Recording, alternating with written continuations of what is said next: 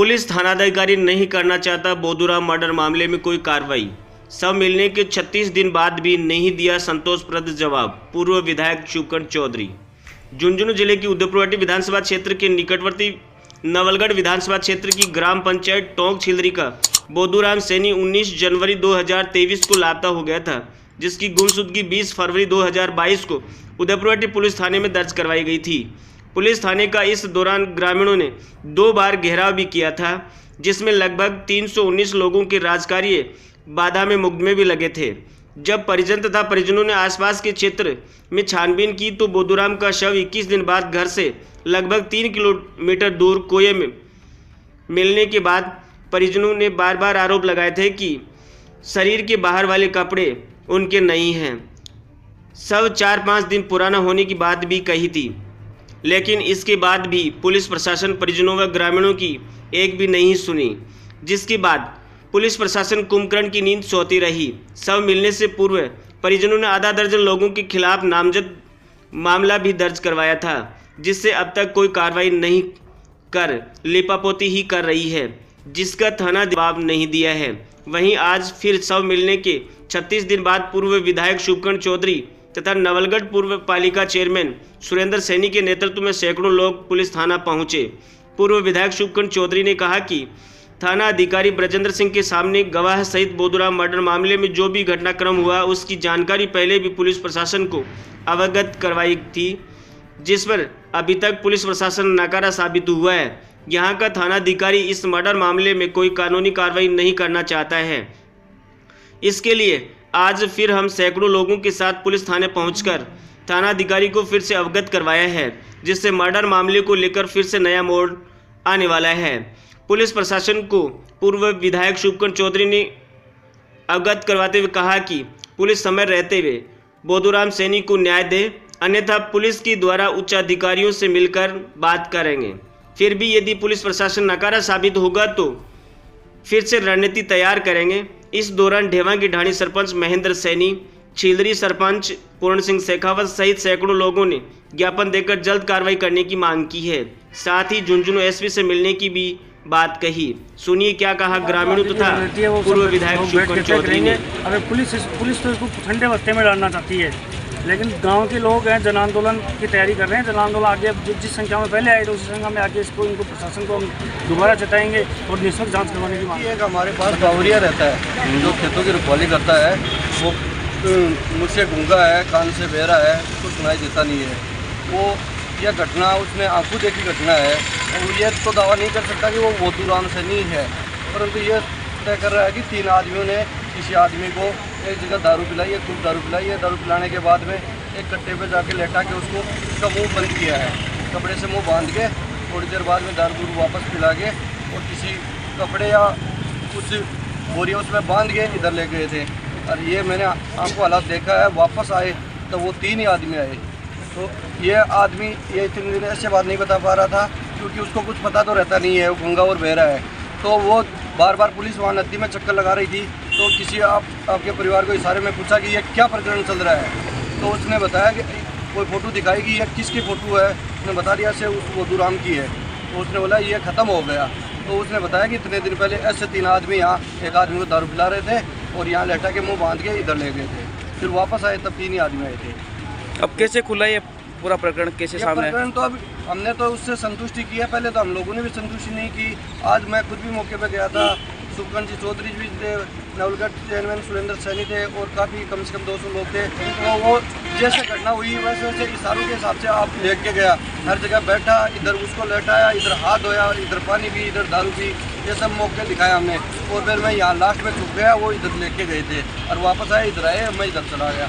ऐसे हमने संतुष्टि की है। सीआई साहब को बताया है, सीआई साहब ने तो आश्वासन दिया कि मैं 1 बार नहीं 10 बार जाऊँगा, परंतु एमएलए साहब ने डिप्टी साहब से बात की थी, सीआई साहब से बात की।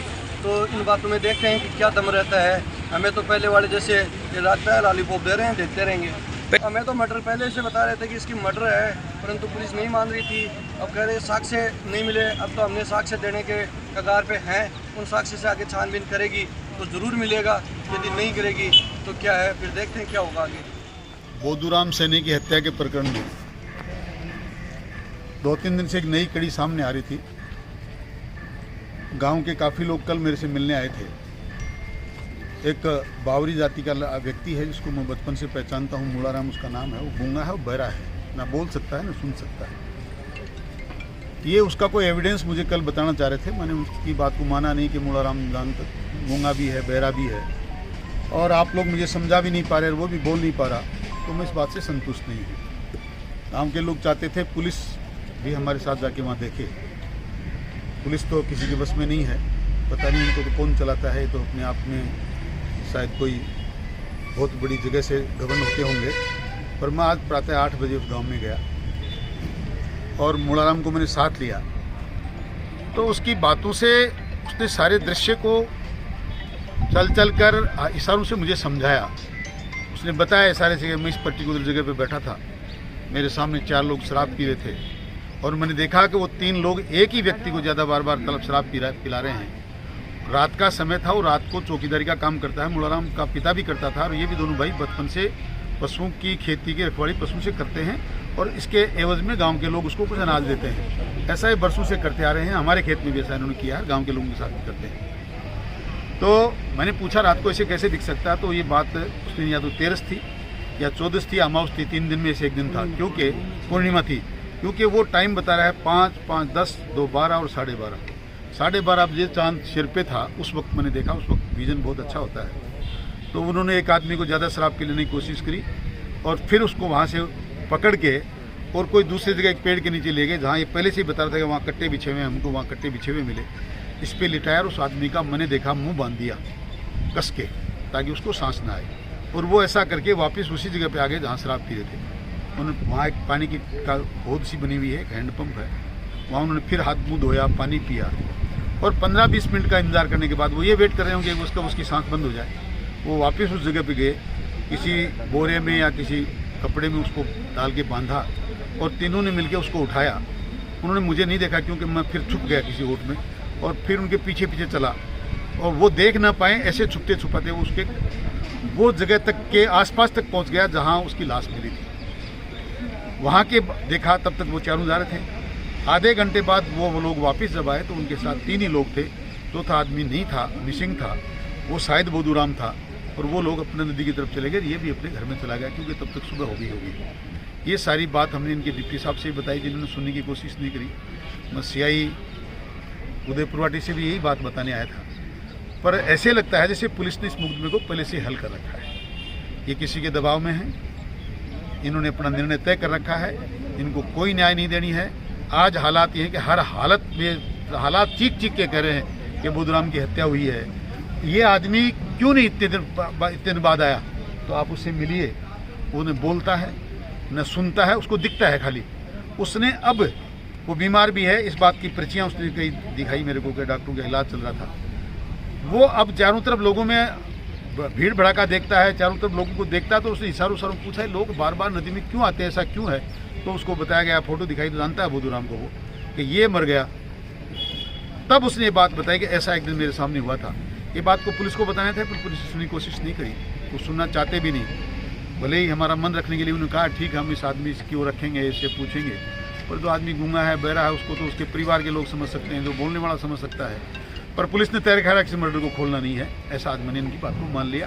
अब जैसा भी है आगे देखेंगे, जो कोशिश हमसे होगी, और सभी ऐसा करेंगे तो हालात हैं, जनता है, इस तरह मर जाएगी ना। सर, इसी प्रकार इस मामले को लेकर क्या फिर कोई आंदोलन की कोई ऐसी? अब ये बातें बाद की हैं, अभी तो CI के कमरे से बाहर निकले हैं। इनसे ऊपर भी बहुत से लोग हैं, डिप्टी तो तुम बात कर चुके हैं, इनसे तो मुझे पहले ही पता था बाइस्ट हैं। उनको मेरी बात पे, मेरे बोलने के तरीके पे बड़ी दिक्कत है, पर वो दिक्कत इसलिए है कि मैं सब साफ और स्पष्ट बोलता हूँ। ये चमचागिरी मेरे में मुझे आती नहीं। और साफ बात ये है कि हम ये कहना चाहते हैं उनका मर्डर है, ये उस मर्डर को छुपाना चाहते हैं। अब इन्होंने क्या किया है इसमें, क्यों ये इसमें शामिल होना चाहते हैं, ये मुझे पता नहीं। कल तो हमारा तय है कि हमने SP साहब से मिलने का तय किया है। एक बार उनसे और बात करेंगे, उसके बाद जो होगा आगे देखेंगे।